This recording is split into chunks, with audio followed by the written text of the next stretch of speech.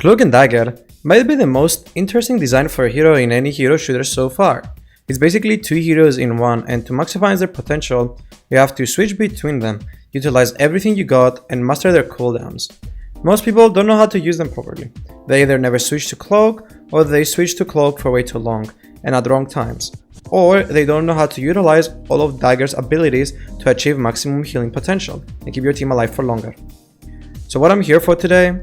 Well, to tell you why they are an OP hero, how you can use them to their max potential to carry your games as a healer and never hear the "where's my healers" and "why is there no healing" lines ever again. Consider this as a bit of a guide on how to use the characters properly.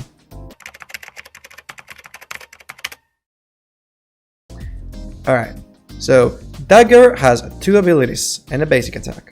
Her basic attack, also known as Light Force Daggers, are daggers you throw onto your teammates to heal them. It heals 10 per hit, but what most people don't know is that when you hit a teammate with it, it also heals around them for 18 extra healing to people in the radius. It also does 15 damage to enemies, and you won't really be using it to do damage, maybe in a few occasions, but you will be healing with it 99% of the time. First ability, Veil of Light Force, is this little wall, rectangle, or field, call it whatever you want, that you can throw onto teammates, and it heals them for 45 HP and it lasts 4 seconds. For the next 4 seconds you get a healing boost of 15% on the teammates you hit with your field. It has a 12 seconds cooldown. Her other ability, Dagger Storm, is a healing bubble that when you throw it, you and your teammates that go inside its radius will start passively being healed 55 HP per second to be exact. It has a 5 meter radius and it lasts for 6 seconds. Then it has a cooldown of 12 seconds. Cloak also has two abilities and a basic attack. His basic attack, Dark Force Cloak, it's this life-sucking thing where if you just aim close to the enemy, it will suck their life, lol. Anyways, it does 75 damage per second, infinite ammo, no need for reload, and it has a range of 20 meters. His first ability, Terror Cape, is also this field, rectangle, wall, call it whatever, that has a 25 meters distance, does 55 damage, blinds the enemies for 1.5 seconds, and makes them vulnerable for 3 seconds. It has a cooldown of 12 seconds. His other ability is called Dark Teleportation, and no, you don't teleport funny enough. This ability grants you and your teammates invisibility and movement speed for 2 seconds, if they are in a 10 meter range from you. But, if any of your teammates use any abilities or shoot, they will be kicked out of it. This then goes on cooldown for 20 seconds as well. Lastly, we have their ultimate ability, Eternal Bond. By combining their powers, Cloak and Dagger can dash 4 times, leaving a trail behind. Every dash has a 15 meters length and 4 meters radius. When enemies step into the trail, it would deal damage to them, 30 damage per second, but if allies step into the trail, we will heal them insanely quickly, 220 HP per second. Each dash lasts for 5 seconds, so in total that's 20 seconds of your ultimate. It can keep you and your team invulnerable if used correctly. Lastly, they also have a team-up ability with Moon Knight with the additional seasonal buff to Dagger boosting her healing by 15%. Many people got this wrong and think that this additional boost only takes effect when Moon Knight is in your team, which is simply wrong. You get the bonus either way, so at all times the 15% healing increase applies. Now we have established what each ability does, it's time for me to tell you how to use each of them effectively to their max potential. First up, let's begin with Dagger. We'll take each ability one by one, starting with her basic attack, because even though it has auto-aim on enemies and teammates, it does hold some tricks you might not be familiar with. So as mentioned earlier, by throwing your daggers onto teammates, it heals them, but it also heals an area around them, and this can be taken advantage of in a few different ways. What maybe people don't know about this is that not only heals teammates around someone else, but it also heals you. So, when the enemy team is pushing in and you have no time to create distance to escape, you can try sticking next to a teammate and heal them as much as possible, because you heal yourself at the same time keeping both your teammate and yourself alive for longer. Another tip I have for Dagger's basic attack is to utilize the bouncing on wall feature. Your daggers bounce off a wall once. This can be used to work around angles and heal teammates from further away, because if you throw a dagger onto a wall then it goes towards a teammate, it will automatically go and find them if it's heading towards the direction. So if your teammate is not in your line of sight, by using this bouncing feature you can heal teammates behind walls that are far away. Perfect example of this is after you die and you can't get back to your team to heal them, it doesn't mean you can't throw your daggers onto walls that after they bounce off it, the daggers will find your teammates and heal them. People don't utilize this enough, and many times your team dies because you think you can't heal them from where you are, when in reality you can. Now getting into her actual abilities, the healing field, make sure you align yourself behind or in front of multiple teammates, since the more people you hit, the more healing you will do. It works the best if you have 2 tanks, but not necessarily. Just make sure you are behind every teammate or they are all in your line of sight in front of you. After you hit them with it, just spam them with your basic attack to do the max amount of healing possible. There's not really much to this power, it has one job and it does it well. The same can be said about her healing bubble though, as this ability is a lot more versatile and can be used in many occasions. The first thing you can use it for, obviously, is to heal your teammates. Everyone knows this, but what you can do with it, you can throw the bubble in an area where normally it wouldn't be ideal for someone to play there. But because of your bubble, it gives your team a sense of safety and confidence to take more space. Yes, it only lasts 6 seconds, but time is valuable. The more time you can buy, the better. It can be used to make your team more aggressive in a way which in many occasions is very strong. The other thing you can also use it for is for survivability. Not only your teams, but for yourself. Did your whole team die and you are alone on the point and you gotta buy as much time as possible? And you already use close invisibility? Throw your bubble down and stay on dagger, shooting the enemies next to you with your primary attack. You will be getting the heal of the bubble plus the healing of your daggers, buying you just a bit of time for your team to come back to the point. My last tip I have is try to not use both abilities at once. Play it off with the cooldowns. When you use the first one, wait a few seconds, then use the other one to make sure at all times at least one of the 2 abilities is at effect. If you really need it and desperate times call for desperate measures, then throw both, but make sure your team needs both. So on to Cloak. Cloak is a perfect example of a support that doesn't heal, which a concept of its own, it's interesting, but obviously can't work on its own, so that's why where Dagger comes in, of course. That doesn't mean though that Cloak can be useful to the team.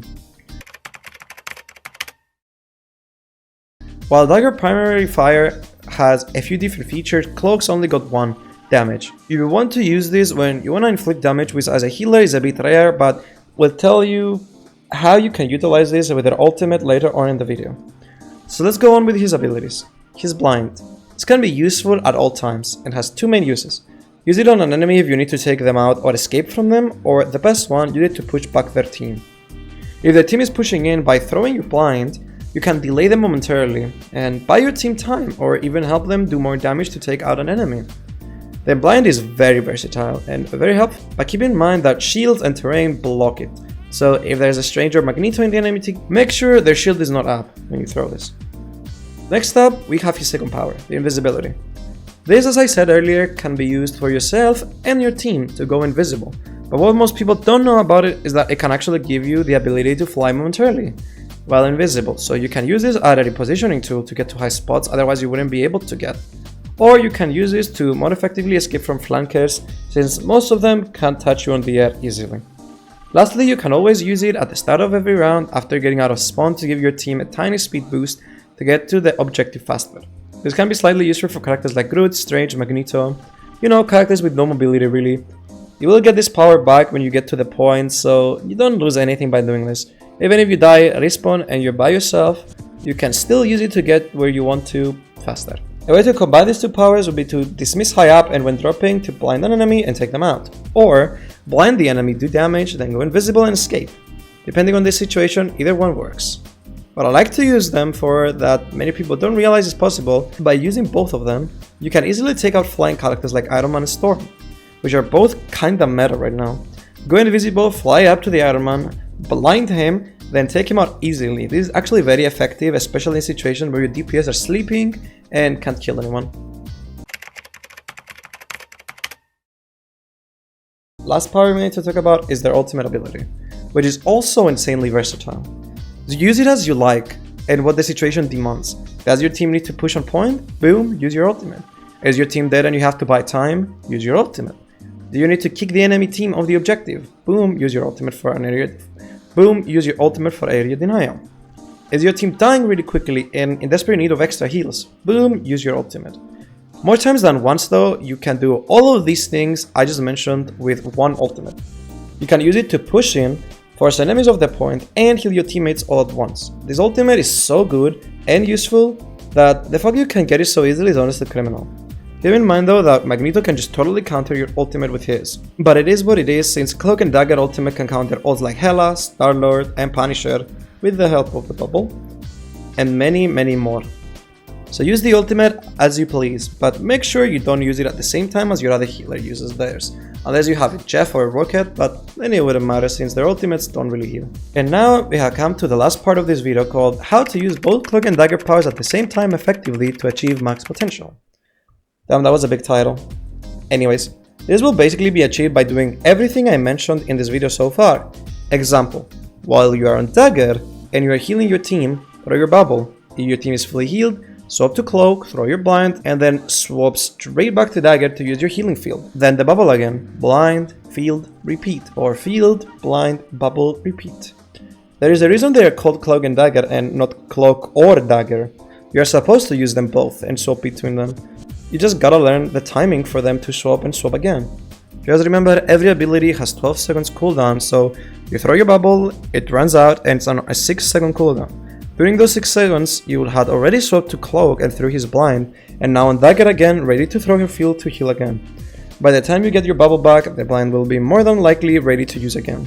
It's not that hard, you just need good time management, something that if you knew me in real life, you would know I am not good at. But this is how they are meant to be played. Of course though, you will want to be on Dagger 75% of the time, and mostly swap to Cloak to throw the blind, then switch back. The invisibility should only be used when really necessary, like escaping a flanker or avoiding an ult like Iron Man or Magneto.